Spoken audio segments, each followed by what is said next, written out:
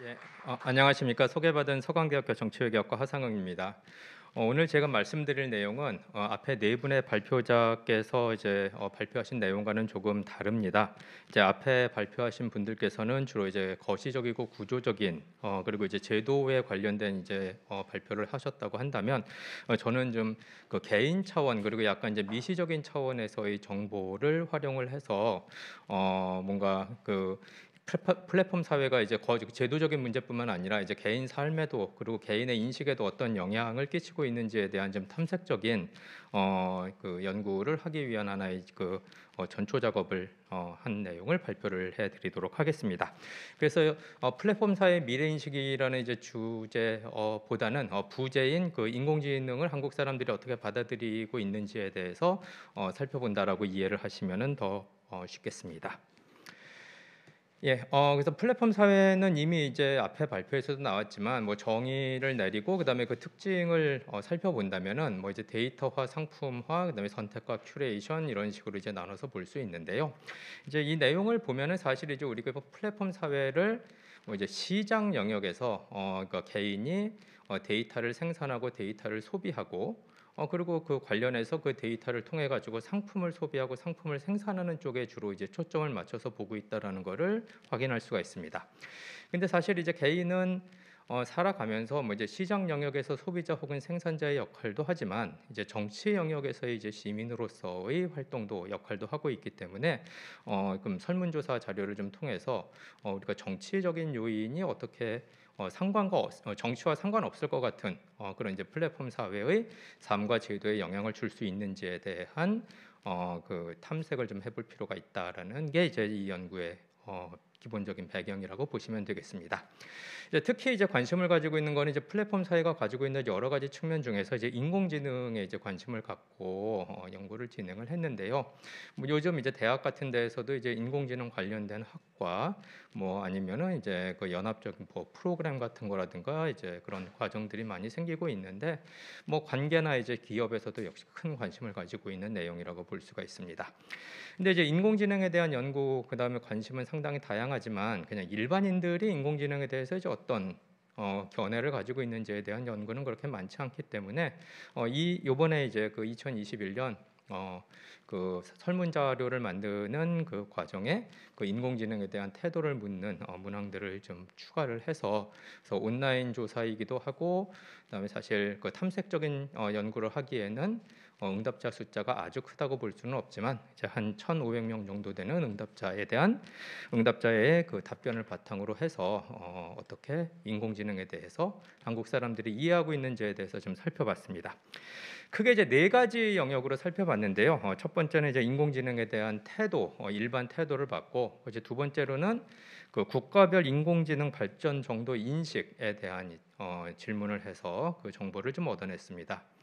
그리고 이제 세 번째로는 이제 인공지능을 이제 다양한 기관에서 활용하고 있는데 여러 기관에서 이제 인공지능을 적극적으로 활용한다고 했을 때 이제 그 어느 정도 그 기관이 인공지능을 활용하는 것을 신뢰하고 따를 것이냐에 대한 의견도 물어봤고, 그다음에 이제 인공지능 관련된 여러 이제 사회 현안들이 있는데 그 현안들에 대한 시나리오를 제시를 하고 그것에 대한 답도 구해봤습니다. 그래서 네 가지 영역 중에서 이제 첫 번째 인공지능에 대한 태도를 보시면 이제 그 설문 문항을 이런 식으로 구성을 했는데요. 이제 인공지능이 하고 있는 여러 가지 작업들을 한 6-7가지를 뽑아서 이제 랜덤하게 제시를 한 다음에 이 인공지능 개발에 대해서 찬성하는지 반대하는지를 물어봤습니다. 이제 보시면 아시겠지만 기본적으로 이제 인공지능의 이제 뭐 긍정적인 역할 로 이제 구성이 되어 있는데요. 하지만 그 예시들을 보다 보면 뭐 이제 사진에 담긴 사람들의 신원을 파악한다라든가 이런 좀 약간 악용의 가능성이 있는 좀 인공지능의 어두운 면을 이제 묘사하고 있는 예시들도 있기 때문에 이제 그 응답자들이 질문을 자세히 읽었다면은 이제 인공지능의 긍정적인 면이랑 부정적인 면을 다 고려를 해서 답을 내렸을 것이다라고 예상해 보실 수가 있겠습니다. 그래서 결과를 보면 이제 대부분의 응답자들은 이제 인공지능 개발에 대해서는 찬성하는 걸로 나오고 이제 반대하는 비율은 예상보다도 훨씬 적은 것으로 이렇게 확인이 되었습니다.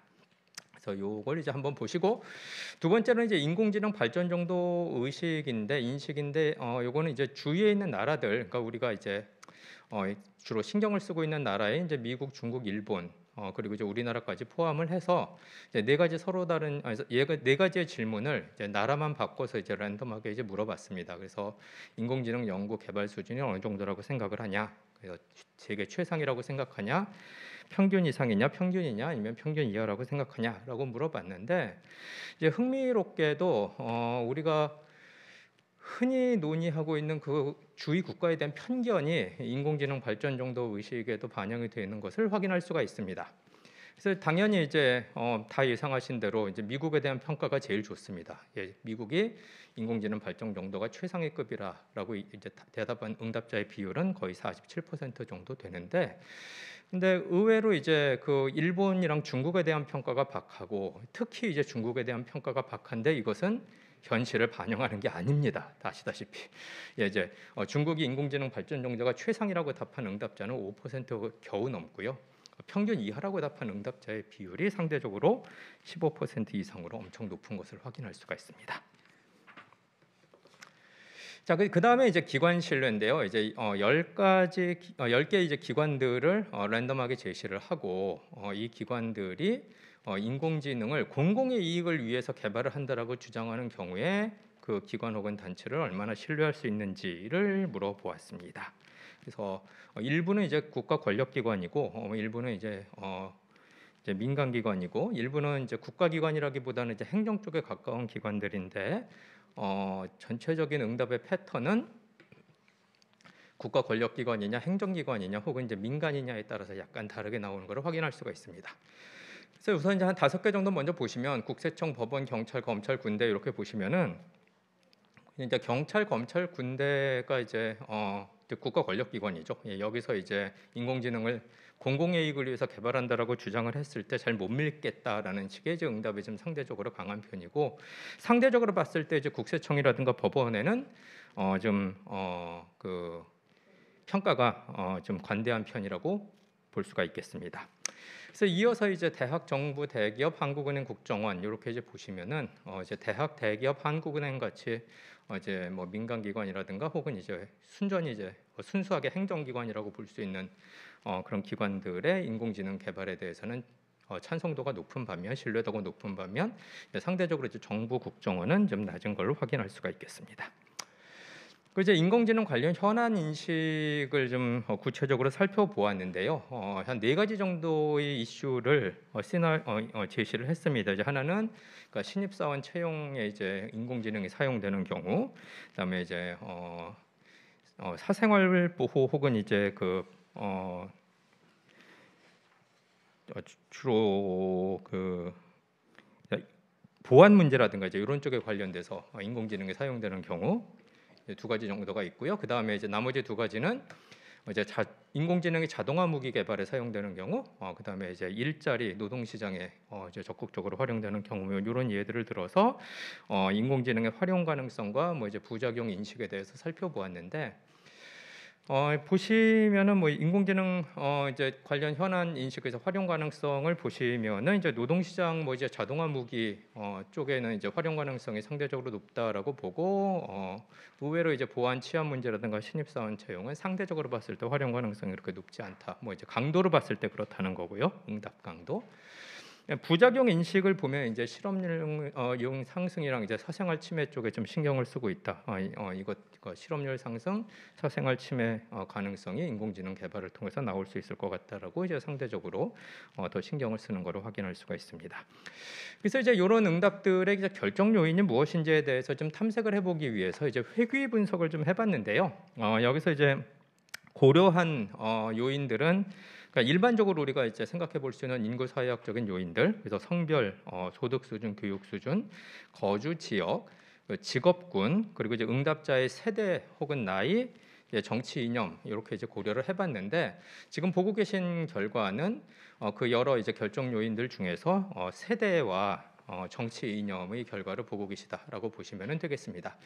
그래서 이건 이제 그 코이피션트 플랫이라고 해서 그 결과를 이해하기 좋게 그린다고 하는데 근데 뭐 보시기에 따라서는 그렇지 않을 수도 있겠습니다. 그 간략하게 말씀드리면 저 가운데 0을 기준으로 해서 그 결과가 이제 표시되어 있는 가로선들이 있는데 저 0이 이제 가로선을 포함하고 있으면 이제 의미 없는 결과라는 거고 0이 가로선에 걸쳐 있지 않으면 이제 그 가로선이 의미 있는 결과라는 건데 위에 4개 있는 게 이제 그 세대 결과고요. 밑에 2개 있는 게 이제 정치 이념 결과인데 보시면은 이제 세대 같은 경우 다 이제 그 60대 이상을 기준 범주로 놓고 봤을 때 60대 이상에 비해서 나머지 세대들이 인공지능의 지속적인 개발을 이제 반대하는 경향이 있다는 걸 확인할 수 있고, 근데 제가 이제 주로 주목하는 건 뭐냐면은 정치 이념 결과인데요.